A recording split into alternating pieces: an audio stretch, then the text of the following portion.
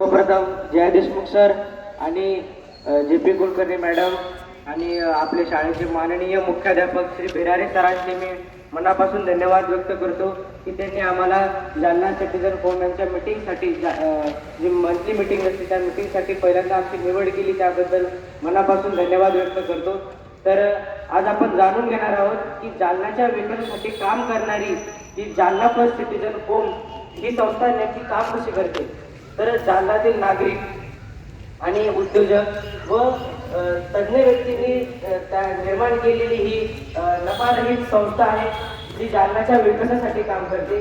जालन्याचा विकास हा एकांगी न होता सर्वसमावेशक व्हावा, जालना एक निरोगी, स्वच्छ आणि सुंदर शहर बनावे याचा प्रयत्न ही संस्था करते.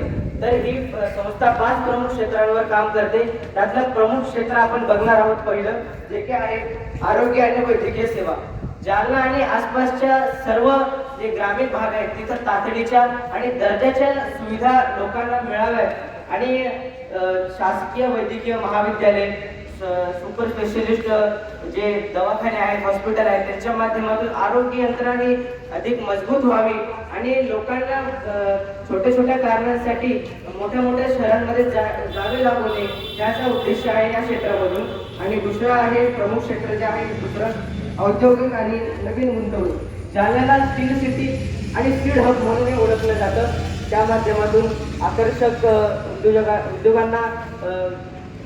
उद्योगांना प्रोत्साहन देणे आणि अतिरिक्त MIDC, ड्रायपोर्ट आणि समृद्धी महामार्गाचा विकास करून आणि त्याला गुंतवणूक करून त्याच्यामध्ये रोजगाराची संधी मोठ्या प्रमाणात मिळवून देणे हा या क्षेत्रातून उपयोग आहे, प्रयत्न आहे. आणि शिक्षण आणि कौशल्य विकास हा तिसरा प्रमुख क्षेत्र, ज्याच्यात की स्थानिक तरुणांना आधुनिक काळाबद्दल जाणीव करून देणे आणि तिथल्या जे स्किल आहे ते सध्याला ICT, ITI द्वारे त्यांच्या माध्यमातून नवीन स्टार्टअप आणि उद्योजकांना प्रोत्साहन देणे. आणि चौथा आहे क्रीडा आणि क्रीडा पायाभूत सुविधा. तरुण खेळाडूंसाठी आधुनिक मैदाने, क्रीडा संकुल आणि चांगले मार्गदर्शन देणे हा या क्षेत्रातून प्रयत्न आहे. नागरी सहभाग आणि स्वच्छता आणि नागरिकांमधून स्वतःहून स्वच्छतेची जाणीव करून देणे यासाठी यांनी एक ॲप तयार केलं ज्याचं नाव आहे माय जालना.